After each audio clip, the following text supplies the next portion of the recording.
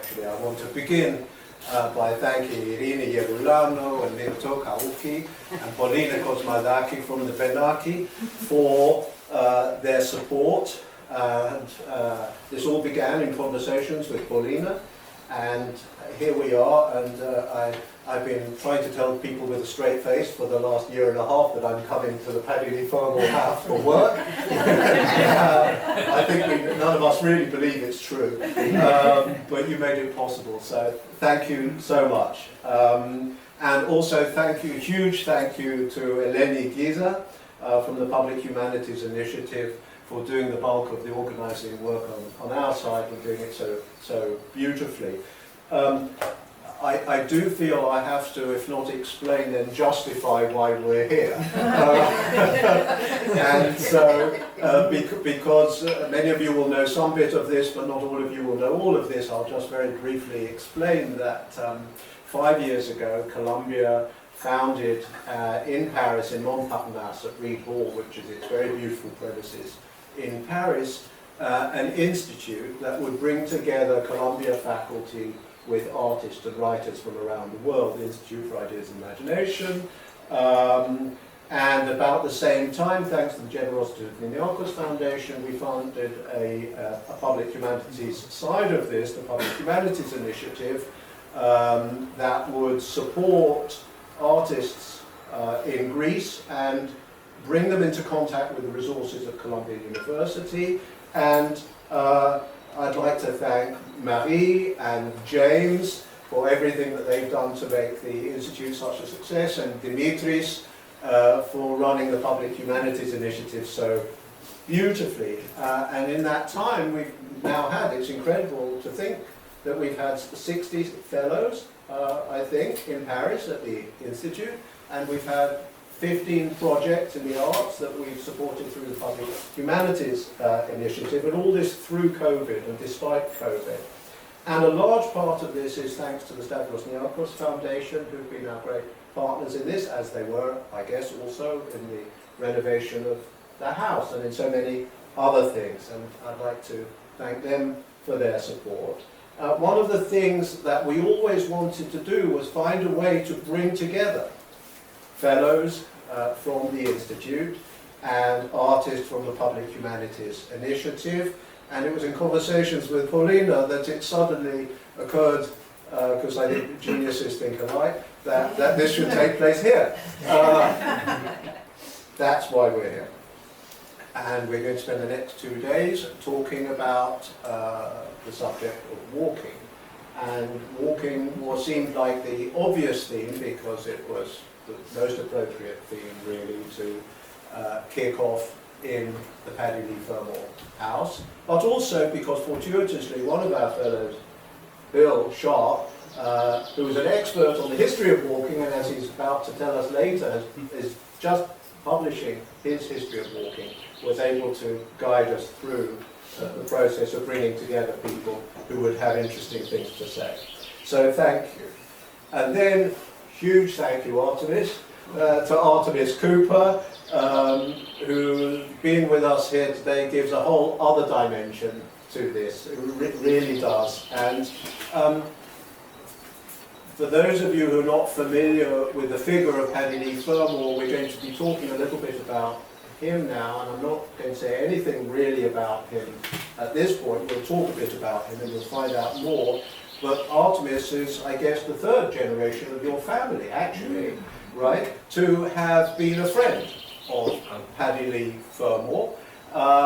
And so, not only a friend, but his biographer, author of a wonderful life, which we will talk about a bit at breakfast, and very considerable writer in her own right. So, Artemis, it must be a pretty surreal experience for you. Thank you really for thank you for inviting me. It's always such a joy to be here. And this use of the house is exactly what Paddy and Joan wanted. Having children, this is such an extraordinary. This is really their legacy, and this is exactly what should be happening here. So it's just thank you to Benaki, thank you to the foundation. it's just great to be here, because it always is. Well, I'm aware that you would have talked about Leigh Fermor many times, and I wanted to think about with you some of the aspects of him that particularly interest us. But actually, where I wanted to start was, maybe you can tell us something about your early memories of him. You must have had, in a way, pre-memories of him, because you must have heard about him before you met him through the family, and then you met him, and maybe you just tell us a little bit about that, about what you'd heard about him, and about how you came to meet him. Yeah, and by the way, if I go on too long, just make it once I start, it's hard to stop. So yes, I think Paddy first met me. He writes letters to my grandmother because he's staying at her house, and says, Artemis is here, she's in her pram, she looks like a Cox's orange pippin, which is a sort of apple. So I was obviously a healthy baby. And obviously it's funny to sort of, your first description of your biographer is she's in her pram. But my first proper memory, yes, I had always heard about him, and he was one of the crowd of glamorous people who surrounded my grandmother, and she used to get letters from him, and they went on for 30 pages, and she could never read his writing. She used to call them Paddy's hieroglyphics. But it meant that the letter went on and on, because, deciphering his writing was a sort of team effort. Anybody who was there was, can you read what that says? But so I'd always heard about him, and I suppose I'd seen him off and on. But the first time I really knew him was in 1972. And it was also my first time in Greece, and my grandmother had taken a house on Spetses, and Paddy came and joined us, and I must have been about 17. I was there with a school friend, and oh God, I thought he was wonderful. Like just total schoolgirl crush, really. And he arrived with this little dog, which he'd just taken delivery of, which had been given to him, and it was wonderful. But my most vivid memory of him at that time was after dinner one night. He said, let's go down, and this is 1972, so it's still the time of the colonels and the junta, and we went down to the town. There was this little taverna where there was sort of, not many, 2 or 3 old men talking quietly in a corner. Pretty much it, really. It was very quiet then. And anyway, we got drinks, and then Paddy went off to talk to the old men. And then suddenly I saw, and I don't, to my shame, I don't speak Greek, I don't know what they were talking on, but I now see they must have been talking about the war. And their faces lit up, these 3 old men, and suddenly the conversation became much more animated, and there's more wine coming in, and they're all passing around cigarettes and stuff. And then suddenly, out of nowhere, a bouzouki appears. And then suddenly, a fiddle. And suddenly we've got a party. And suddenly people are dancing. And lots of people came in, I don't know where, it was quite dark, and people coming in, and they start dancing. It was the first time I'd seen just the proper Greek dancing, and Paddy was a fabulous dancer. And he had just made this party happen out of nothing, out of memory, out of talking to people, and this was sort of the magic, really. So the first memories are of Paddy, who, as one gets the sense from your life, have been very charismatic, intensely sociable. Intensely sociable. Was unable to bear a quiet taverna if he could have a party if he could make a party, right? Yeah. And sort of embracing Greece and Greek as almost as another persona, the one in which he could dance, and the one in That's which, right. But then you got to know him over many decades, and you ended up writing his life, and you came to understand other sides of him, the ones that were the most commonly associated with him. And tell us a little bit about that process coming to see these other sides of him that you hadn't seen when you were 17. Yes, so the first time I was in this house must have been about 1984 or 5, and I was writing a book about Cairo in the Second World War. And Paddy and Cairo was an extraordinary place because it was an open city, and lots of people were coming in and out, and people from special operations in Crete.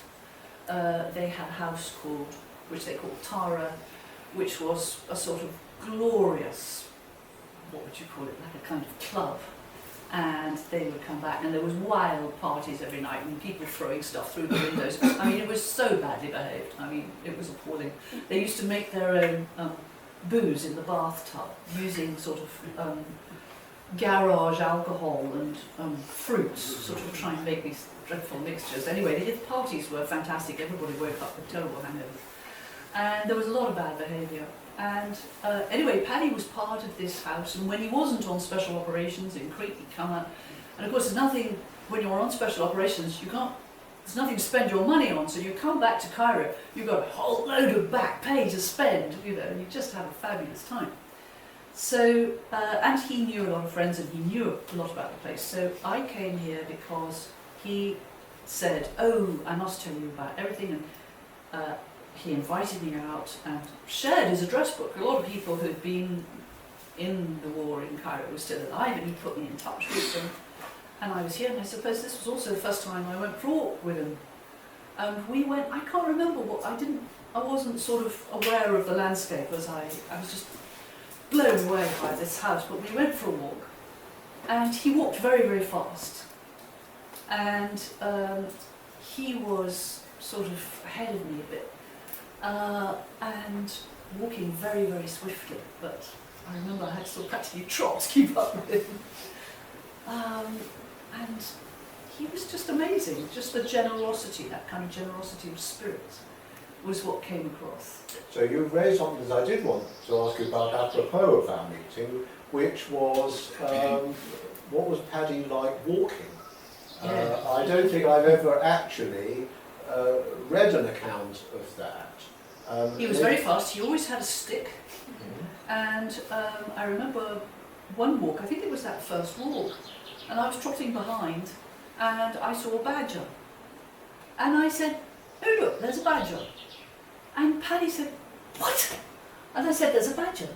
And he said, that's so annoying. He said, I've been walking in this landscape for the last 40 years, I've never seen a badger. You come here, the first thing you do is see a badger. It was almost, he was really angry about that. Sort of not angry, but sort of irritated, but in a nice way. And yes, but he was, yes, and he knew every bit of the landscape. And swimming, he would just sort of, every morning he would swim from the little bay there and just go down. And sometimes he'd go as far as the island, and sometimes not. But every day started with a swim. So he wasn't a sort of ambling sort of walker who is sort of strolling through the countryside with pals chatting. He was. Oh no, there was quite a bit of chat too. There was. But if you wanted to keep up with it, you had to trot a bit. I see. He was setting the pace. Yes.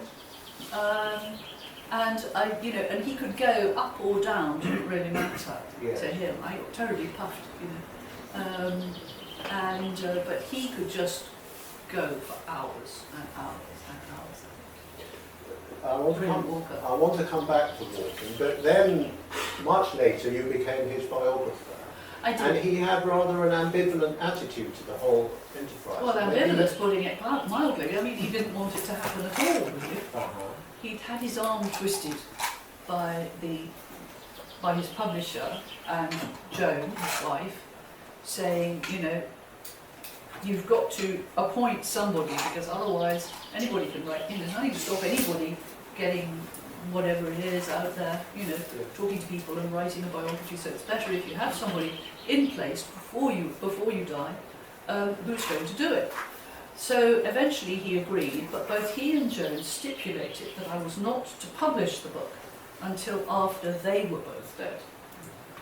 So that was strange too, because sometimes, because that made me a symbol of their mortality. And so there were times when I was, I really did feel sometimes as if I was wearing a long black cloak with a sign saying, "Do tell me about your childhood." But we had to get over that bit. And then we did, but as time went on, I realised that he really wasn't telling me anything that he might not have told a journalist coming in to do a profile. How am I ever going to do this? And whenever I would try and get deeper, he would sort of deflect. And he was so clever at that. And I thought, I don't know how I'm going to do this, I really don't. And then the breakthrough came when he came and he said to me, I can't, and his study is that, the sort of separate room over there, little house.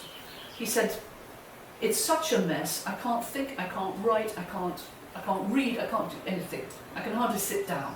And it was true, every horizontal space was covered with sort of stalagmites of books and papers. They were on the floor, they were on the shelves, they were falling down, they were, it was a total mess. So I said, would you like me to help you tidy it up a bit? And he said, oh God, that would be wonderful, thank you. So I sat at a table, he was at his desk, and I sat at a table, and I would start, just sorting out the papers, trying to find places for them. Some things he had in drawers and they were marked, and that was all right, but other things were all over the place. But that meant that I could just pick up a letter or start reading an article of his, and I'd start laughing. And he was supposed to be working, right? He was supposed to be working on this famous third volume. And I would laugh, and he would say, "Ooh, what have you got there?" Immediately wanting to be distracted. And I would say, "Oh, is this piece here?" And then suddenly, I was not talking sort of face to face in a formal interview. We were going in at tangents, and suddenly it all started to come out. And that was how I got him really talking. It's interesting because if you think about he'd been publishing travel writing early, but the two books that really won him a very general, wide reputation came out in the 70s and the early 80s. That's right. The first two volumes of his epic walk through Europe. And I was interested in that fantastic passage in your life of him where you talk about the title of the first volume, and you say that he originally wanted to call it Parallax. That's right, yeah. And that he had this theory about the letter X. That's right. His theory was being that if sex had not been spelt with an X but with a GS, it would never have been as popular. Yes. And so but Parallax was interesting to me because it suggested that he was very conscious of what he was doing in those books, of what he was often criticised for doing, which was deliberately playing with time, deliberately. People were saying, "Well, how could you have remembered that conversation? How could you have remembered that impression?" That wasn't what he was trying to do at all. It was something more raw. I was, looking along the bookshelves this morning, and there were the complete works of Virginia Woolf, and that was, that made total sense the minute I saw it. But I'd never thought about Paddy, the time traveller in his fiction. And so, if that's what you're doing, having somebody at your shoulder writing your biography is always going to be a bit troublesome, because they're the person who goes, "No, it wasn't like this, it was like that," right? And that's your job as a biographer. And one thing that occurred to me with the third volume, which he never really finished, was that was the volume where he got this unexpected gift, hadn't he?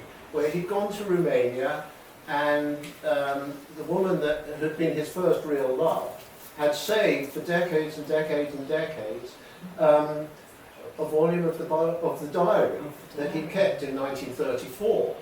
And so suddenly, this is my theory, he's presented with his 21-year-old self, with his 21-year-old writerly self. And it strikes me that the first two volumes he had let his imagination flow, and now there was tangible remain. That's right. And he couldn't square the circle. He couldn't square the circle. He couldn't bring those two personas together. he created this sort of wonderful scholar gypsy Yes. image of himself, and which was a bit of a fiction, because you read that diary, and here's this cocky young man, very pleased when he gets another girlfriend, Yes. and it's a very different voice, isn't it? different voice. And I think when you're faced, but I mean, who among us, if we were faced with our diaries when we were 18, Yes. probably your first thought was, after the curiosity had worn off, thinking, right, better burn this. Yes. And so I'm not surprised that he was quite dismayed, shall we say. Yes. And at the same time, I think it skewed that imaginative mirage Yes. that he'd made, because his first two books, these are books about memory as much as they are about writing. I mean, this is a 50-year-old man looking back to a time when he was 18, 19, across those decades. And you see, the thing is, he'd done that journey in order to have something to write about. So he gets to Constantinople in 1934, and one of the reasons why that is such a weird bit, he tries to write about the journey, but of course he's too young, and it sounds like what I did in my holidays essay. Right. And so it's not the way, it doesn't sound like Robert Byron, it doesn't sound like all these people he's read. And so he can't write it then, because he hasn't had enough space to digest and make it real. And actually that third volume had already been written before that volume, before he gets it's confusing, but Yes, it was the first one to be drafted because of this. He'd been asked to do in the early 60s an article for Holiday magazine called "The Pleasures of Walking," and in 2,000 words. And he starts writing, trying to compress the entire journey over a year into 2,000 words, which of course is impossible. And at a certain point, he said it was like breaking out of a straitjacket. I started to write at normal pace. And that happened exactly at Orsova, on the Danube. And so from Bulgaria all the way to Constantinople, he wrote it in his normal voice. And that was there. It said Vol 3. And one night he was talking to me about this awful writer's block here in this room. And I said, yes, but in the study, I can see, you've got 3 black folders and it says Vol 3 1, Vol 3 2, Vol 3 3. It's written. And he said, no, it's all got to be unpicked. Interesting word, Penelope eyes. It's all got to be unpicked. And that was, all of that stuff that he'd written did not gel with the diary that Balasha gave him back. And that's why he could not pull it together. And so when Colin and I edited that last volume, there was almost nothing to do. There was linking passages, but it's there. It's his words. And at the same time, what's interesting about that last book is it includes things like anger, irritation, pain. He gets bad blisters. Well, of course, you do when you're walking, Right. Or in fact what had happened was that the sole of his boot had gone through, and so, and because they were hobnail boots, there was a nail coming in through, and he was in agony. But in those first 2 books, there's no pain, there's no irritation, everybody is wonderful. As one reviewer put it, it was, a relentlessly pleasant journey. And it's only in this last book, which of course much closer in time to the walk itself, that he remembers pain, irritation, things like that. So that's very interesting actually, because I think I now start to figure out what was troubling me about his relationship to walking, which was the lack of the physicality in those books. Yes. And so now if we go back to the beginning, which he mystifies like everything else, and I ask myself, where did this idea come from to go on this walk in 1933? And I think to myself, well, it actually, there's a sense in it in which it was in the air at that time. And for instance, I remember that one of Dad's favourite second-hand purchases was a book that nobody reads anymore by a guy called Benaki Museum, called The Way of the Transgressor. He was the father of Daniel Farson, and he was an American adventurer. And the bit about the book that I've never forgotten, he was adventuring everywhere in the 30s, and he was a journalist, and he figured out that you could actually take a boat from Rotterdam to the Black Sea through Europe. You go down the Rhine, then there's a canal system, and then there's the Danube. So there is this notion in the 20s and 30s of tramping across Europe. Yes, and the Van der Vogel. The Van der Vogel. There are bestseller travel writers at the time that nobody now reads. So these things are in the air. But I wondered if did it ever come up in your conversations with him, or can you speculate about where he got this idea from?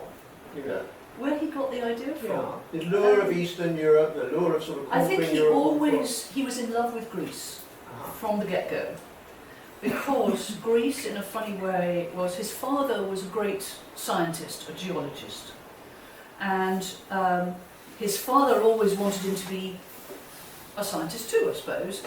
And he was very irritated with Paddy, who was brilliant at languages, but no good at maths and science. And so the deal was, you can't do ancient Greek until you get better at maths, which never happened.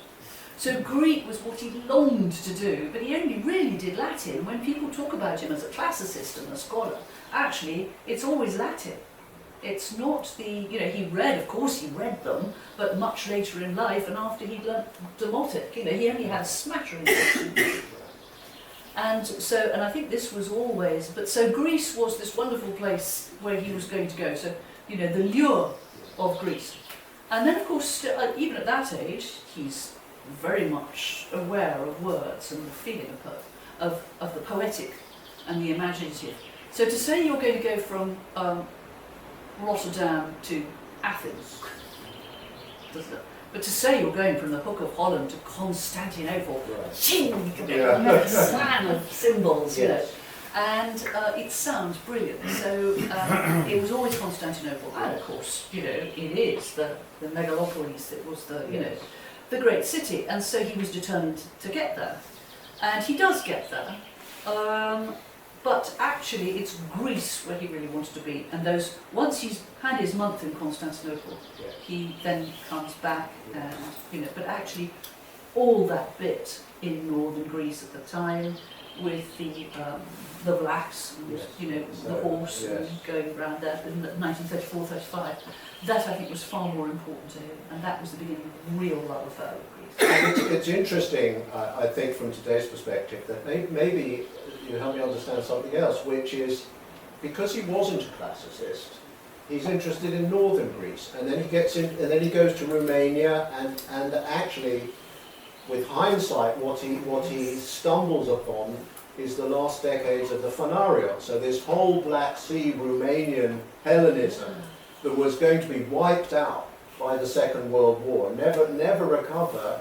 He sees it in a way from the inside in the late 30s in this very intimate way, and so his vision of Greece is this very expansive one. It's very expansive, and I think at that stage, certainly in the education system and the sort of cultural baggage that people had, they saw Hellenism as wonderful and the classical world as wonderful, and everybody bowed down before that. And then Byzantine was somehow the degeneration. And it was something separate. Even now one thinks of, Hellenism and Byzantine. They're a continuum. There is no gap. And I think that's what he understood, as you say, from the inside out. And so he was always, very, very, in a way, much more interested in that Byzantine tradition. And therefore fresh and interesting to people about Greece. It wasn't the usual traipse around, Delphi and Olympia and the ancient temples. It was something much bigger than that. At the same time, he was a great fan of Robert Byron, so you'd already had the Byzantine achievement, and so it was beginning to change. Yes. People were beginning to, but it was still quite, rooted in some ways. And certainly I think Robert Barry was a tremendous influence. On him. Yes. So in a minute I'm just going to open this up for people who might have questions, but I do want to just talk with you briefly about the Second World War and walking.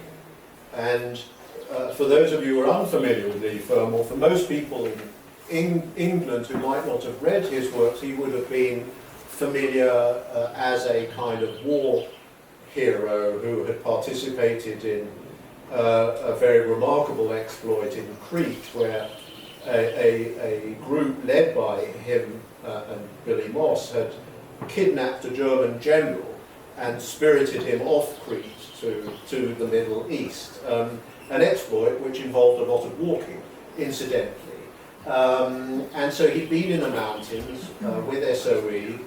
That was a walking war. And then, of course, he did, to me, one of the great things he did was that he translated a very important book, which is the memoir of a Cretan peasant who was a runner, Pezos.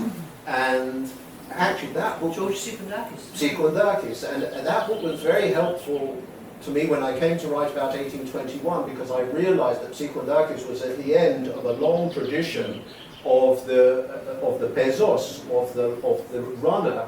That was how you conveyed information in wartime, in the mountains, and it wasn't exactly a profession, but it was a skill. And this Pezos, Sikondakis, had written his memoir, and Leigh Fermor understood the importance of that and brought it to the attention of publishers and translated it. Sikondakis had written this memoir in prison, because at the end of the war, although he had won a British medal for valour, we recognise, his military papers were not in order. So he was thrown in prison as a deserter. Yeah.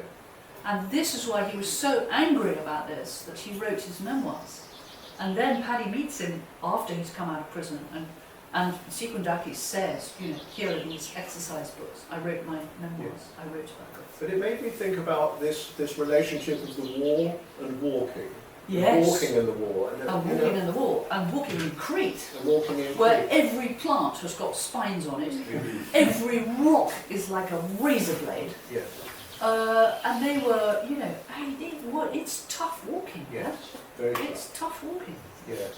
And they would calculate the distances in cigarettes. So how far did they spin? Oh, it's 5 cigarettes. Well, it's 17 cigarettes. Whoa.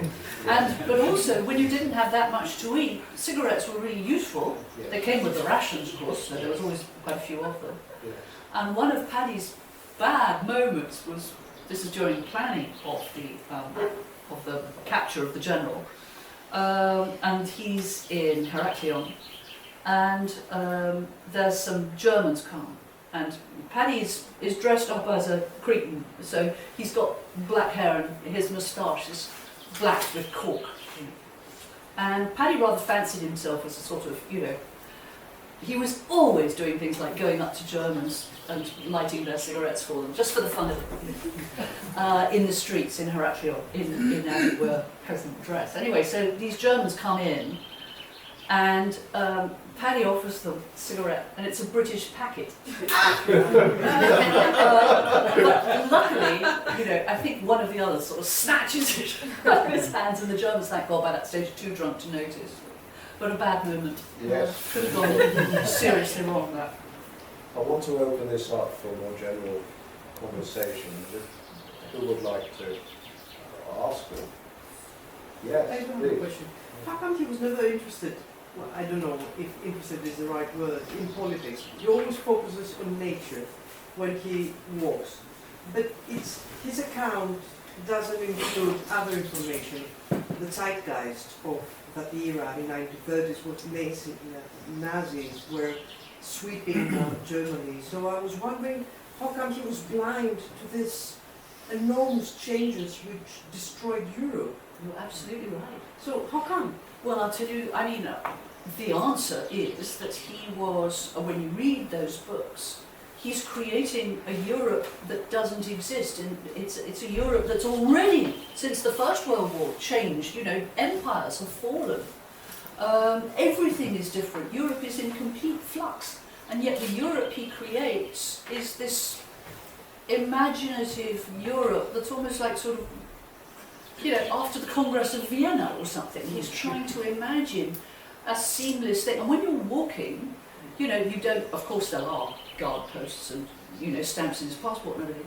But when you're walking, he wanted to imagine Europe as this seamless cultural, where everybody was, there was a togetherness which was of culture and not politics. He hated politics. And I think he did. He was not interested, he was not a political animal. And he also hated the modernity. So he was not interested in this world as it is. He was much more interested in the past and creating a world of the imagination. And this is why these books are books about the memory and imagination. And yes, the walk happened, but it's become a work of art. It's no longer, you know, what it was. And certainly, he only wants to see what he sees. It's a vision. And the only time I think that he was truly politically engaged was during the Cyprus crisis, because that involved Great Britain and Greece. Now, during the war, Paddy would have given his life for either Greece or Britain. It didn't matter. As far as he was concerned, they were allies, they were brothers.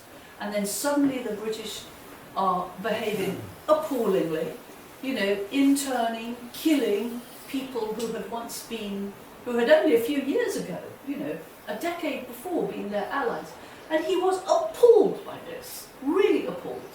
And so he was very much involved there and wrote 2 long articles for The Spectator.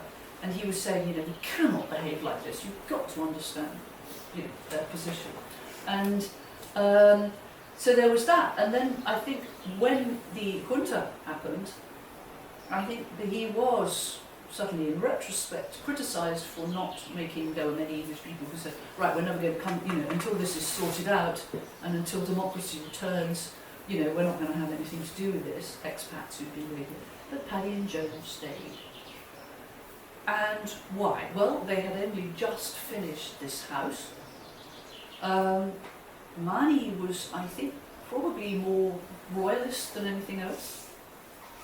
And I think they just kept a very low profile. And when Paddy was asked, what do you think? He would say, well, this is a matter for the Greeks to decide. I'm British, I have nothing to say. Now, you can certainly criticise that, and the only thing that I can add is that George Seferis in Athens, he did ask Paddy and Joan, if I sent you somebody in the middle of the night who needed to be protected, needed to be hidden, would you do that? And they said, yes, of course. We would protect him, we'd feed him, we'd look after him, her, or whoever. But that person never showed up. So they never had to, you know, they never had to be counted. Yes. So, yeah, but he was always, I think, probably one of the most apolitical people ever. He was interested in the past and he was interested in the continuity of culture. And to him, that was much more important. And that's why that moment when in Crete, they've captured the general and they're on top of Mount Ida, and the general begins Horace, and Paddy continues, and he says, we had drunk from the same fountains, and suddenly the enemy is a friend. That's what mattered, that culture can bring people together, and politics always seem to divide them. And I think that was something visceral in him. There's an interesting essay, a very useful recent Benaki volume of articles on him by somebody who dug up his SOE application file. Yeah. And so, in which he describes himself. And this is the one in which he, I haven't seen I'll show you. Amongst other jewels, it says that he says, I studied at the Sorbonne. Which was a bit of a tall one. But the really interesting thing, I thought, which is apropos of this, is he says something, I'm not going to get this completely right, but specialisms, history and sociology. And as the author of this piece says, it's the sociology that's the really fascinating thing in the context of 1940, because what it hints at is that his persona in 1940 was not quite as apolitical as his persona when he came to write the account of those years. And that's not to say that he was hugely engagé, but maybe as I say, the books of this work of crafting by the 70s, I think, you know, the apolitical stance is there. It remains very hard, I think, to know what you see, he was actually like. I would sort of read sociology more as anthropology. Ah, that's interesting. Okay. So I wouldn't. When you said it, Yes. I was thinking more the kind of Yes. not You're sort right. of social politics, Yes. or Yes. I think he meant more kind of. I'm interested in society, people. I'm interested in people because you see, Yes. by the time he's making that application, Yes. he has already decided. He's been among the blacks. He's seen, Right. you know, all that, and I Yes. think he already sees himself as I am going to record Yes. this Yes. social, and he's very interested in society. He's interested in how the blacks or the Sarakatsans, of course, it Yes. wasn't the blacks, it was the Sarakatsan. And the Sarakatsani have this extraordinary society, and he's witnessed their weddings, he's witnessed and he's been in touch, I think, by the I can't remember now. So he's very interested in that anthropological, and I think that's perhaps would have been the word he. That makes sense, because there was this sense by the late 30s of the peasantry of Eastern Europe vanishing before modernity, and this Exactly. subgenre of people going and writing Yeah, about there these were. different societies for Yes, general. and I mean, certainly, I think Yeah. there was a great, what was she called? Angelica, and she's already done a great study. That's right, Hadzi that's it. Yes, yes, So yes. she's already, she's already doing, I think there must be a lot of Greek ethnographers who are doing this. For sure. And then there's an English one whose name I've forgotten. Sorry, senior moment, but it doesn't matter. Campbell, what's he called? John John Campbell. Campbell. Yes, later. Yes. He's later, is he? Yes. Yeah, okay. But so, yes, a lot of people are looking at this and recognising, particularly I think in the immediate post-war, Yes. that this is a society that's going to be vanishing very quickly. Yes. Does anyone else like to? Yeah, Dimitri. Yeah, I was wondering if you could tell us more about this house as a joint project, like for Paddy and Joan, and to what extent its architecture reflects his cosmology and his view about life in the Mediterranean. Yeah, I like the way you put it about the cosmology, yes. So they bought this property. It took a long time because, well, buying land in Greece is a very tortuous business. And as I'm sure many of you know. And so it was very difficult, but finally they got it. And it was quite small. They hoped to buy more, but of course there's the usual thing of, 27 cousins and half of them live in New York, and so it's very difficult to get it together. Anyway, they got it. So for the first year or so, they had tents, probably out on the terrace somewhere there, and they would come for the summer and just plan the sort of house they would like. And of course they were very interested in the vernacular architecture that was here already. And they had already, travelled into the deep Mani as well, and seen, Vatea and all those wonderful places. So they were, and then they were making plans. They knew they wanted something that looked rather monastic. There had to be a bit of a gallery. There had to be one huge room, and they bought the land very specifically because they wanted a west-facing view, so they could see the sunset and have all the afternoon sun. So they were never going to be on the other side of Mani. And anyway, so they're there and in their tents, and they're thinking about their house, and they've got Vitruvius and Palladio, people like that they're reading. But actually, the person who's going to make this house real, they need a real architect. And that was Niarchos. And he had, again, done great studies of Greek vernacular architecture, and he plans, he plans the house for them. And Now at the same time, so they pull it together, and he makes the drawings. And at the same time, his practice is in Athens. Now in those days, it was between 8 and 10 hours to get here, down very bad roads.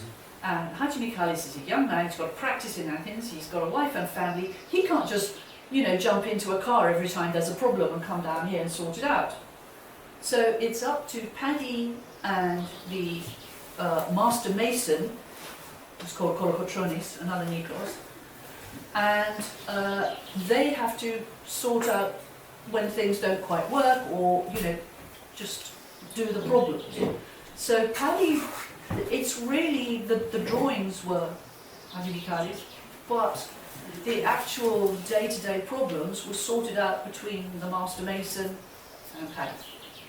And there's some lovely stories here. So that little gallery, Paddy had said to Kolokotronis, who I think was the seventh generation of master masons, so they really know what they're doing, these guys.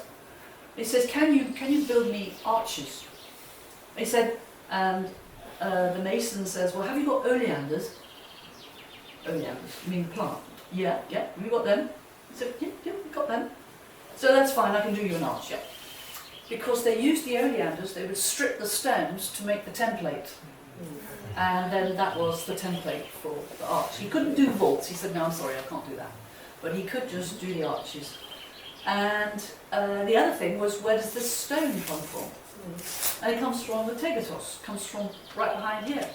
And so what they would do, there was only a tiny little sheep track, a donkey track coming down to this promontory. And so they would get onto the mountain, the edge of it, throw a stick of dynamite at the rocks.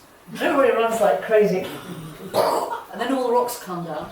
And then they're dressed as they come down and put on the backs of donkeys, and they come down here. So every stone comes from just around here. And also, yes, it's all of a piece. And I remember coming here year after year after year and thinking, there isn't a single crack, The masonry was absolutely solid. It's like the church, it's built on a rock, and it's got a kind of solidity that's just wonderful. And that little bit there, he called the Hayati. Now I'm not sure about this. Apparently it's a Turkish word, possibly.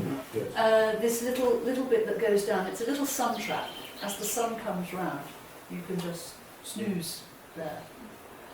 And this fireplace, this was a design, a Persian fireplace that he saw in Romania at Baleni, and sort of always remembered and copied, and then was... The art. Yeah. And then at that time, the marble, that came, I think, from quite close by, but it was unpolished, and because Paddy liked it unpolished, he was allowed to take whatever bits he and his blokes who were working could put on the truck. So he got a lot for free, one way and another. And it's beautiful, this unpolished. And so that table there, that comes from Florence. And there was a special sort of marmorista, and he ordered the table. And I think it's a copy of a roundel that's in Santa Maria Novella or something like that. And anyway, the table arrives, and you can imagine this table's now gone across, from Italy to Greece, and it's come down the donkey track, and finally they unpack it, it's all in straw, and then absolute horror, it is polished to a mirror finish.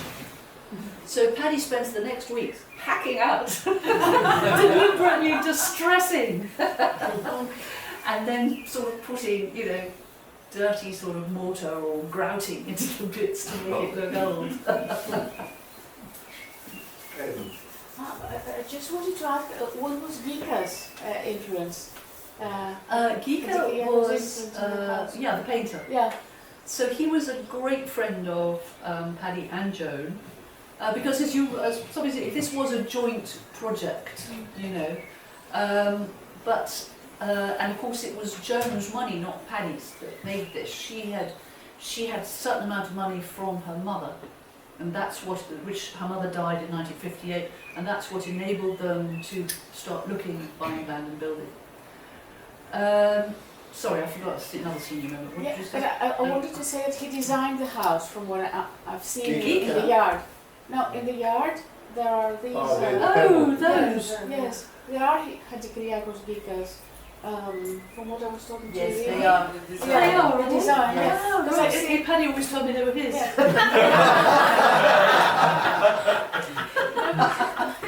I've seen them actually at his house in Corfu. and That's they're right, in exactly the same. Corfu, that's Yes, right. Yes. and, All right, so I yes. think probably yes. But you see, I that want- house in Corfu was not built, was it? When was the house in Corfu built? Right after the. It wasn't. Right, much after this. Right after It was, this. it was after the fire of Hydra, of the house of Hydra. That's right. Okay, so it was So- after the house in Hydra, so that's Yeah. 56 or something, isn't it? That's right. Okay, so it was probably, yes, so he would have seen it there, yeah. No, I was just wondering if you knew if there were other things that Gikas had made in Yes. this house. There is that wonderful chalk drawing which the Benaki have made a fabulous. I really thought it was the original when I came back, but they've made a wonderful facsimile of it, and it's a beautiful chalk The one we thing, saw. the one as you see as you come in. And also, as you come in on the left, just through the door, there's a beautiful little head, which is just a bit of pumice or something, and he's done this marvellous. And he also did, no, it's not there. There was a wonderful drawing of Paddy and Joan in tents when they Yes. were here at the very beginning. I don't know where that is now, but anyway, I think it's this. And have you got, yes, if you I want to ask, I think there's a letter here where he describes coming here for the first time. Do you have that? There, we have it at the museum. You have it in the museum, Yes, yeah. we have it in his archive. in the museum. That's right, yeah. But in this book here, you can find the description of his own of That's the house. right, It's a exactly. lovely Yes, archive. yeah, exactly. Yeah. It's there. And he talks about finding it, you know, because they've been looking along this coast, and they tried a place in Cardamili, tried to buy one of the towers, that fell through, and then he's coming along here, and then suddenly they stop. He's with a friend called Ian Wigham, and they walk down, and he said, I walked down to this place with magical beauty. And this was the very first time he'd seen it. And So on we've got, this and he's got a little letter, map. he had drawn this That's mermaid, which is That's almost right. everywhere about. Yeah, the It's mermaid. from They've this got letter all that. that we got it, yeah. Yeah. Was that? That was his. There's one last question before coffee. If I may try to go back to the physicality sort of question that Mark touched upon, that I'm also very interested in having you here and trying to pick all your memories and your physical connection with Paddy. But it was also very funny to hear that he tried to enforce a patina on the table, which I guess is also an outcome of having it rough or liking it rough. Liking it rough, but Um, also liking it, yes, a kind of, a feel, patina is the right word. He wanted something with patina. But if I may go back to Crete, that I'm very interested in Yes. that period where that I think also Margarita's point about politics, which is a great chapter that maybe we can dwell more on it. Going back to Crete and the hardship that you mentioned, the hardship of the land of Crete, the hardship of being into the regiment in the avant-garde of war, but also his interest in narrativizing another man's work, the Pezos book. And I would like to know more about his attempt to formalize another attempt to walk, another Well, that was a another translation. story, another yes. Yeah, but that was just a translation, so it's not his description. He's just translating Tsipandakis' account as close as he can from the Greek into English, and then it's published in England. So he's not really, I don't know, I've never compared the texts, but as far as I know, he tried to make it the most faithful translation. And he's got certain bits, certain kind of linking passages where, you know, he says, and then we did this or we did that, just to sort of keep the chronology. But you think he's using his own experience and capacity as a worker to kind of transfer himself into the point of view of the Pezos? No, I don't think so. I think he's just trying to translate, as you would if you were translating any text. You try and get it as good as you can. But as I say, I have never compared the two, so I don't know what he added. I wouldn't be surprised if he had added something, but the way he described it to me was that George had a very unique style that he tried to replicate. And his introduction to that book is his memory of George. And he says the first time he met him, George was only 21, and he was the runner, and he was very poor. He came from Asigonia, which is a tiny village in central Crete. And his clothes were in rags, you know, his boots were like Charlie Chaplin's, kind of doing that, done up with string and everything. And yet he was so funny. He was a very small man, and before taking out the things, he would go, just like Charlie Chaplin, these wonderful sort of minds of bringing out these little secrets. Yeah, He was just an enchanting character, and I think Paddy was very. There was just a gaiety and a joy about George Secundakis at that time that Paddy really responded to. I think it's very much. It's remarkable that he understood.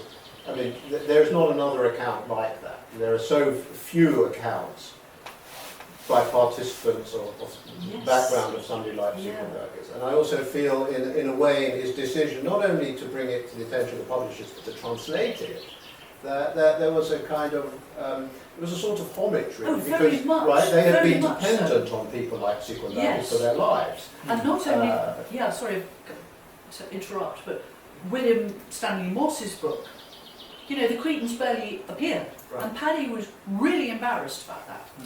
And actually, let's make no mistake, I mean, technically, William Stanley Moss was second in command, but he couldn't speak Greek. So actually, if Paddy had been killed or taken prisoner, the next person in the hierarchy would have been Manolis Patarakis. Highly intelligent, knew everybody on the island. He was the only person who could have, and by the way, a regular soldier.